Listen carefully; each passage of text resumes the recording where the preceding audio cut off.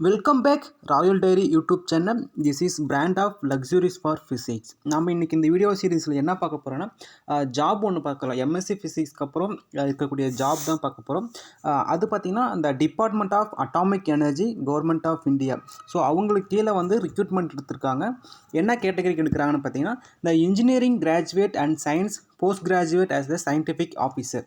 So அந்த scientific ஆஃபீஸர்ன்ற போஸ்ட்டுக்கு தான் அவங்க வந்து ரிக்ரூட்மெண்ட் எடுத்துகிட்டு இருக்காங்க.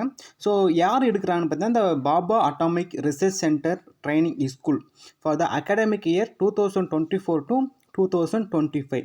ஸோ இது நெக்ஸ்ட் இந்த அகாடமிக் இயருக்கு தான் அவங்க எடுத்துகிட்டு இருக்காங்க.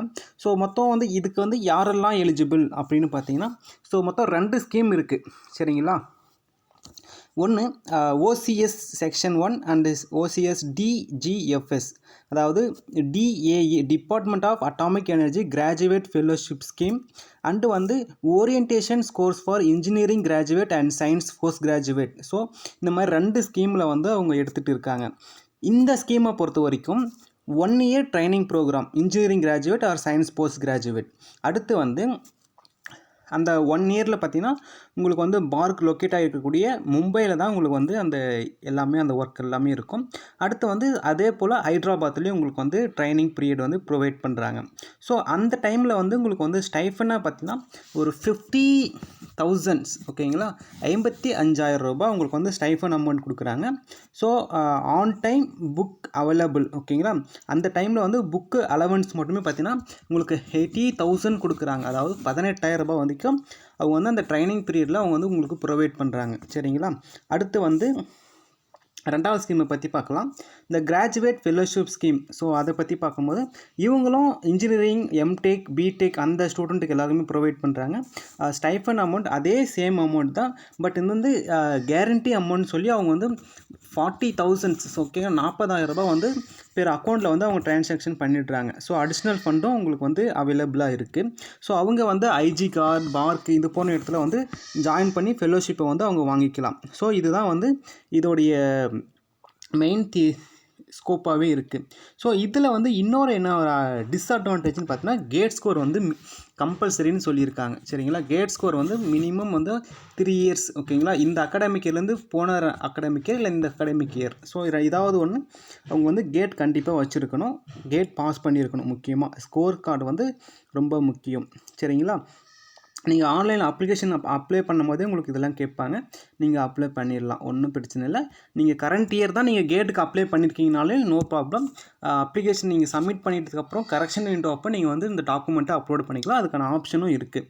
ஸோ இதை பொறுத்த வரைக்கும் எலிஜிபிலிட்டின்னு பார்த்தீங்கன்னா BE BTech BSc engineering 5 years integrate MTech mechanical chemical metrological material civil electronics instrumentation engineering computer science and computer engineering and computer science and engineering. So இந்த ஸ்டூடெண்ட் எல்லாமே எலிஜிபிள் ஃபார் இன்ஜினியரிங் டிசிப்ளின்ஸ்னு சொல்லியிருக்காங்க. அடுத்து வந்து சயின்ஸ் டிசிப்ளின் ஒன்று இருக்குது.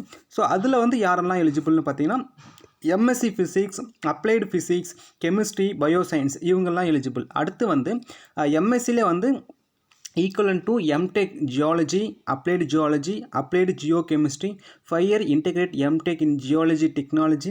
அடுத்து வந்து BE BTech engineering in physics. So நீங்கள் இந்த டிகிரிலாம் நீங்கள் இப்போ படிச்சிருக்கீங்க, இதில் any one of the degree நீங்கள் படிச்சிருக்கீங்கன்னா நீங்கள் கண்டிப்பாக எலிஜிபிள், நீங்கள் அப்ளை பண்ணலாம். ஸோ இந்த டிகிரியை பொறுத்த வரைக்கும் நீங்கள் வந்து உங்களோட டிகிரியில் வந்து 60% ஓகேங்களா மினிமம் பாஸ் மார்க்கு நீங்கள் வச்சுருக்கணும். ஸோ சிஜிபிஏன்னு பார்த்தீங்கன்னா 6 point above வச்சுருக்கணும் நீங்கள். ஓகேவா? என்கிட்ட 6.2 தான் இருக்குன்னு நீங்கள் வந்து அசல்ட்டாக இருக்கக்கூடிய 6 point above தான் நீங்கள் வந்து மினிமம் வச்சுருக்கணும். சரிங்களா? Out of 10 of the scales ஓகேங்களா eligibility to for the recruitment. உங்களுக்கு வந்து அதர் ஆப்பர்ச்சுனிட்டிஸ்ன்னு பார்த்தீங்கன்னா அந்த டைரக்ட் ரிக்ரூட்மெண்ட் பார்த்தா plasma research IPR and such the candidate government stipend norms IPR and terms and condition போட்டோம்னா உங்களுக்கு வந்து ஜாப் கேரண்டியை அவங்க கொடுத்துட்றாங்க. எஜுகேஷன் குவாலிஃபிகேஷனில் நம்ம டிஸ்கஸ் பண்ணிட்டோம். அடுத்து வந்து உங்களுக்கு மோர் தென் டவுட் இருக்குன்னா நீங்கள் வந்து கமெண்ட் செக்ஷனில் கமெண்ட் பண்ணுங்கள். நான் இதுக்கான அப்ளை பண்ணுற லிங்க்கை வந்து நான் டிஸ்கிரிப்ஷனில் கொடுத்துட்றேன், நீங்கள் யூஸ் பண்ணிக்கோங்க. லாஸ்ட் டேட்னு பார்த்தீங்கன்னா January 13th தான் வந்து லாஸ்ட் டேட் ஓகேங்களா. January 13th நீங்கள் அப்ளை பண்ணிவிடுங்க.